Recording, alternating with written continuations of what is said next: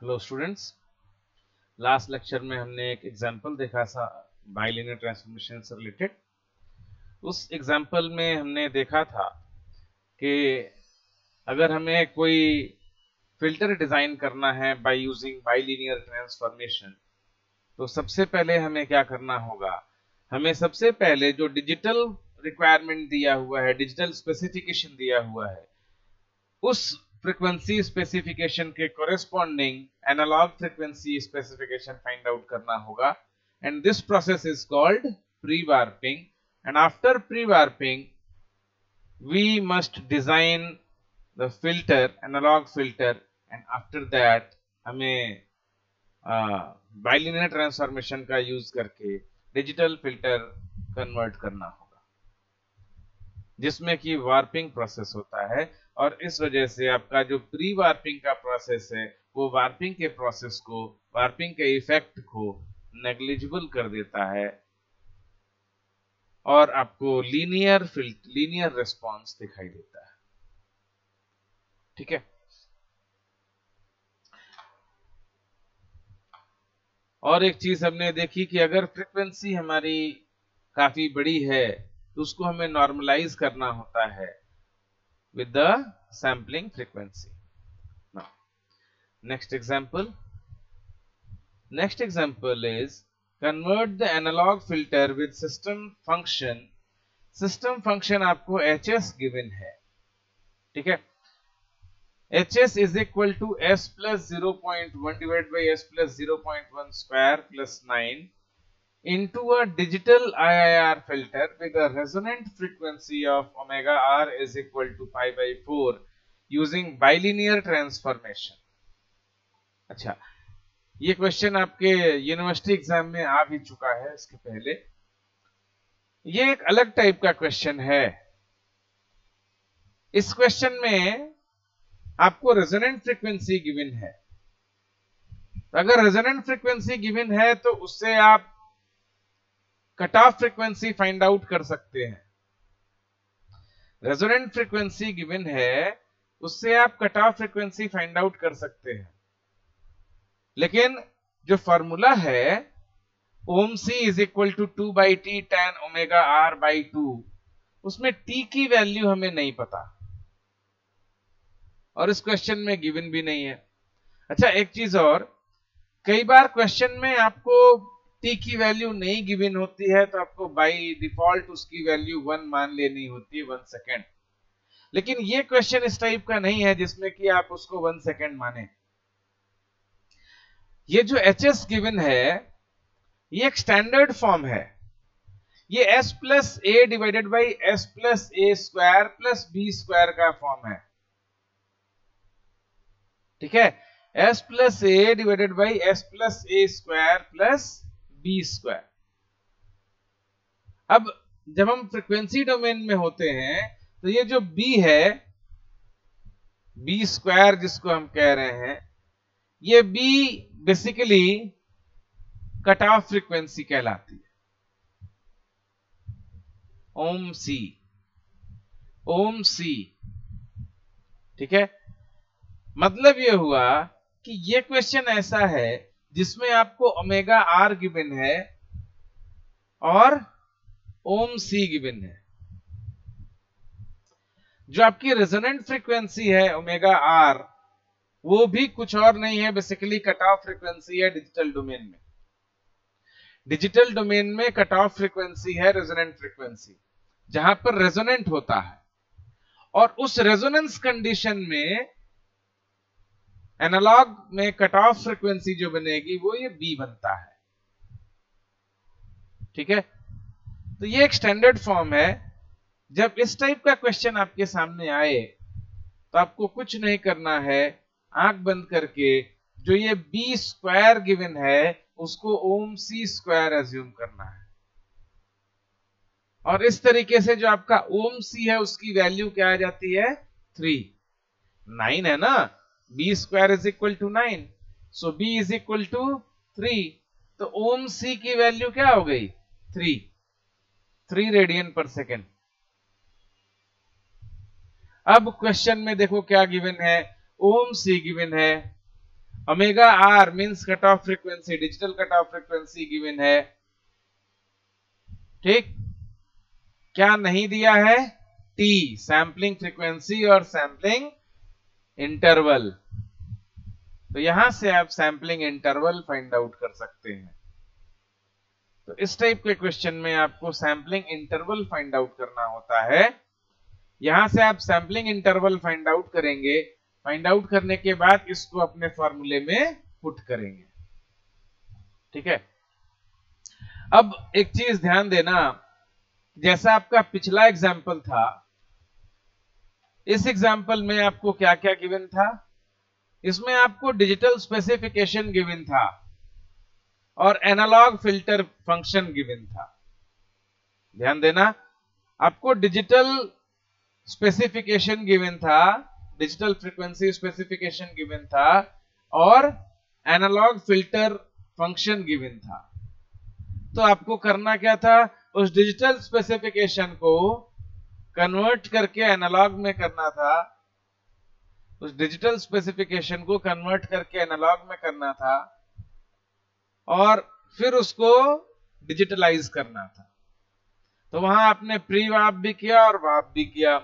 लेकिन इस क्वेश्चन में यहां पे आपको एचएस जो गिवन है वो सबकी वैल्यूज ही गिवन है। अब ये जो ओमेगा आर है π/4, अगर आप इसको कन्वर्ट भी करोगे तो उसकी वैल्यू कहां पुट करोगे, ठीक ना। इसलिए अब आपको इसकी वैल्यू कन्वर्ट करके नहीं लिखनी है, आपको सिर्फ टी की वैल्यू लिखनी है। इस क्वेश्चन में ये इन्होंने कह दिया है कि इस π/4 को इन्होंने प्री वार्प करके 9 लिखा है, इस π/4 को इन्होंने प्री वार्प करके 9 लिखा है। तो जब प्री वार्प करके 9 लिखा है तो अब आपको वो टाइम, सैंपलिंग टाइम पता करना है जिस पर कि वो सैंपलिंग हुआ होगा, जिस पर कि वो प्री वार्पिंग एग्जिस्ट की होगी। तो वो टाइम कहां से कैलकुलेट होगा? वो भी इसी फॉर्मूले से कैलकुलेट होगा। इस फॉर्मूले में आपको ओम सी की वैल्यू पता है, आपको ओमेगा आर की वैल्यू पता है, अगर नहीं पता है तो वो क्या है? टी। तो यहां ओम सी की वैल्यू 3 पुट करो, ओमेगा आर की वैल्यू π/4 पुट करो, उससे आपका टी निकल के आ जाता है 0.3 सेकेंड, ठीक, 0.3 सेकेंड। अब करना कुछ नहीं है, hs से सीधे hz कन्वर्ट कर लो, where hz is equal to hs when s is transformed to 2/t 1 minus z inverse upon 1 plus z inverse, ठीक। आपने s की जगह 2/t 1 minus z inverse upon 1 plus z inverse put कर दिया, उसके बाद इसको सॉल्व कर लिया, सॉल्व करने के बाद ये आपका रिजल्ट दे देगा। t की वैल्यू आपको पुट करनी है 0.3, ठीक है, t की वैल्यू पुट करनी है 0.3। क्लियर है? Now next example, convert analog filter to digital filter whose system function is this. The digital filter should have a resonant frequency of omega r which is equal to 0.2 pi used bilinear transformation technique. Same जैसा पिछला question था वैसा ही ये question है। Difference क्या है कि जहां न्यूमरेटर में पिछले क्वेश्चन में s plus 0.1 था, यहां पर 36 है। तो दो टाइप का फंक्शन आपके सामने आता है, जिसमें जब आप इंपल्स इनवेरिएंस भी देख रहे थे वहां भी क्या था, s plus a divided by s plus a whole square plus b square, और दूसरा b divided by s plus a whole square plus b square। ये दो टाइप का सिस्टम आपके सामने था। ऐसे ही यहां भी दो टाइप का सिस्टम है। पहला सिस्टम वो था s plus a divided by s plus a square plus b square, और दूसरा है आपका b square divided by s plus a square plus b square। ऊपर की वैल्यू कुछ भी हो सकती है, न्यूमरेटर की वैल्यू कुछ भी हो सकती है। डिनोमिनेटर में जो आपका 36 है वो क्या रिप्रेजेंट कर रहा है? वो रिप्रेजेंट कर रहा है square of cut off frequency. Means आपकी एनालॉग कट ऑफ फ्रीक्वेंसी कितनी आई 6, analog cut off frequency omega C ओम सी कितनी आई 6। अब प्रोसेस बिल्कुल वही है, ओम सी आपका कैलकुलेट हो गया, ओमेगा आर आपको गिवन है, ये दोनों वैल्यू पुट करके आप कैपिटल टी की वैल्यू फाइंड आउट कर लेंगे और इस कैपिटल टी की वैल्यू को पुट करके आप अपना एच जेड फाइंड आउट कर लेंगे। ठीक है, अनदर एग्जांपल 4। अच्छा, ये थोड़ा सा डिफरेंट एग्जांपल, ये जैसा आपका पहला एग्जांपल था उस टाइप का है। कह रहा है digital filter with a 3 dB bandwidth of 0.25 pi is to be designed from the analog filter whose system response is this। जैसा वहां था बिल्कुल वैसा ही क्वेश्चन ये भी है। एच आपको गिवन है ओम सी डिवाइड बाई एस प्लस ओम सी। ओम सी आपको फाइंड आउट करना है कहां से, ओमेगा सी गिवन है आपको 3 dB bandwidth which is 0.25 pi. तो क्या करेंगे, सबसे पहले ओम is equal to 2 by T tan omega by 2 से ओम सी फाइंड आउट करेंगे। ठीक है, उसके बाद उस ओम सी को आप पुट कर देंगे इस एच एस में। ठीक, और एस की जगह 2 by T 1 minus Z inverse upon 1 plus Z inverse put कर देंगे और फिर इसको सॉल्व कर लेंगे। तो देखो ओम सी की वैल्यू आपकी आई 2 by T tan omega C by 2 which is equal to 2 by T tan 0.125 pi which is equal to 0.828 by T. And then Hz is equal to Hs, where S is equal to 2 by T 1 minus Z inverse upon 1 plus Z inverse। S की जगह आपने value put कर दी और ओम सी की value यहां से आपने put कर दी 0.828 by T। यहां से आप देखेंगे 1 by T यहां भी है, 1 by T यहां भी है, 1 by T यहां भी है, तीनों टर्म्स में आपके 1 by T है। तो 1 बाई टी कॉमन करके ऊपर और नीचे दोनों जगह से कैंसिल आउट हो जाएगा। 1 बाई टी कॉमन करके दोनों जगह से कैंसिल आउट हो जाएगा। बचता क्या है, ऊपर 0.828, नीचे 2 इंटू 1 माइनस जेड इनवर्स अपन 1 प्लस जेड इनवर्स प्लस 0.828। अब एलसीएम लेकर सॉल्व करो तो आपका ये जो नीचे वाला 1 प्लस जेड इनवर्स है ये इसके साथ भी मल्टीप्लाई होगा और फिर ये ऊपर जाकर न्यूमरेटर के साथ मल्टीप्लाई करेगा। ठीक ना, ये दो जगह ये 1 प्लस जेड इनवर्स का मल्टीप्लीकेशन होगा और यहां क्या रह जाएगा 2 इंटू 1 माइनस जेड इनवर्स। फिर जब आप इसको फर्दर सॉल्व करेंगे, सिंप्लीफाई करेंगे तो एच जेड आपका आ जाता है 1 plus Z inverse divided by 3.414 minus 1.414 Z inverse। तो इस तरीके से आप बाइलिनियर ट्रांसफॉर्मेशन का यूज करके डिजिटल फिल्टर डिजाइन कर सकते हैं, IIR डिजिटल फिल्टर डिजाइन कर सकते हैं by using bilinear transformation. Butterworth filter design. Butterworth filter design, तो बटरवर्थ फिल्टर के पहले all pole filter, all pole filter, what do you mean by all pole filters? All pole filters वो हैं जिनमें सिर्फ और सिर्फ पोल्स होंगे, जीरोस नहीं होंगे। आपके सिलेबस में सिर्फ ऑल पोल फिल्टर्स ही हैं, वो फिल्टर्स डिजाइन नहीं करने हैं अभी आपको जिसमें पोल और जीरोस दोनों हो। ठीक ना, तो आपको अभी सिर्फ वही फिल्टर्स डिजाइन करने हैं जिसमें सिर्फ और सिर्फ पोल्स होंगे, जीरोस नहीं होंगे, ऑल पोल फिल्टर। और दो टाइप के आपके ऑल पोल फिल्टर होते हैं, एक बटरवर्थ फिल्टर और एक चेबीशेव फिल्टर। ये दोनों टाइप के फिल्टर्स आपको डिजाइन करने हैं। तो कोई भी ऑल पोल फिल्टर डिजाइन करने का प्रोसेस क्या होता है? प्रोसेस ये होता है कि आपका HZ एक फिक्स है, सॉरी HS आपका फिक्स है। हमें पहले एनालॉग फिल्टर डिजाइन करना है, तो HS आपका फिक्स है, उससे आपको HZ बनाना है। लेकिन उस HS में भी कुछ कोएफिशिएंट्स हैं, वो कोएफिशिएंट्स आपको फाइंड आउट करने हैं, ठीक ना?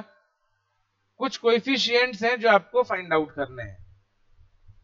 जब वो कोएफिशिएंट्स आपके फाइंड आउट हो जाएंगे तो वहां से आपका analog filter, prototype analog filter design हो जाएगा, और उस प्रोटोटाइप एनालॉग फिल्टर से आप अपना डिजिटल फिल्टर इजीली डिजाइन कर सकते हैं। उसके बाद आपको करना कुछ नहीं है। प्रोटोटाइप एनालॉग फिल्टर के बाद आप या तो बाइलिनियर ट्रांसफॉर्मेशन यूज करें या इंपल्स इनवेरिएंस ट्रांसफॉर्मेशन यूज करें और अपना डिजिटल फिल्टर डिजाइन करें, उसको रियलाइज करें। ठीक है? तो वो स्लाइड जो मैंने बनाई थी मेरे ख्याल से कहीं से मिस हो गई है। अगले लेक्चर में वो स्लाइड में फिर से बनाकर लाऊंगा। जब तक आप वो इक्वेशंस नहीं देखेंगे, आपको ये चीज क्लियर नहीं होगा कि करना क्या है। बेसिकली फिल्टर डिजाइनिंग के लिए बहुत ज्यादा कुछ नहीं करना है, बहुत सिंपल से स्टेप्स हैं। देखो, दो तरीके हैं फिल्टर डिजाइनिंग के, बटरवर्थ और चेबीशेव फिल्टर डिजाइनिंग के दो तरीके हैं। अलग अलग बुक में आपको ये दोनों तरीके मिलेंगे। जो आपकी टेक्स्ट बुक है Johnny R Johnson, Johnny R Johnson में आपका जो मेथड दिया हुआ है डिजाइनिंग का, वो मेथड ये है कि आप वो जो HS का स्टैंडर्ड फॉर्म गिवन है, जो स्लाइड में कहना चाह रहा हूं, आपको दिखाना चाह रहा हूं, उस स्टैंडर्ड फॉर्म में आप HS को ले आए, उसके कोएफिशिएंट्स की वैल्यूज कैलकुलेट करें, उसमें पुट करें, HS फाइंड आउट करें, और उस HS के बाद आप HZ फाइंड आउट करें। ठीक है? पहले HS फाइंड आउट करें और HS के बाद HZ फाइंड आउट करें। पहला मेथड ये है। दूसरा तरीका क्या होता है ऑल पोल फिल्टर डिजाइन करने का, कि आप बटरवर्थ और चेबीशेव के पोल्स फाइंड आउट करें, analog filter poles find out करें। दोनों के लिए अलग अलग फॉर्मूले हैं पोल्स के लिए, तो दोनों के पोल्स फाइंड आउट करें, और पोल्स फाइंड आउट करने के बाद 1/s minus S1 multiplied by 1/s minus S2 multiplied by 1/s minus S3 इस टाइप से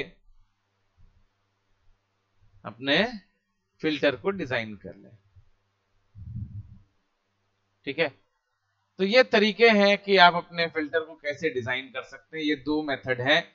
इन दोनों मेथड में किसी भी मेथड से आप अपना फिल्टर डिजाइन कर सकते हैं। जो सिंपलेस्ट मेथड है वो ये है कि आप कोएफिशिएंट्स फाइंड आउट करके HS डिजाइन करें, जो स्टैंडर्ड फॉर्म है HS का, और उस HS से आप HZ फाइंड आउट कर लें। क्लियर है? तो हम अगले लेक्चर में कुछ स्लाइड्स ले आएंगे जो कि अभी मिसिंग हो रही हैं, और फिर उसके आगे हम कंटिन्यू करेंगे। क्लियर है? So thank you.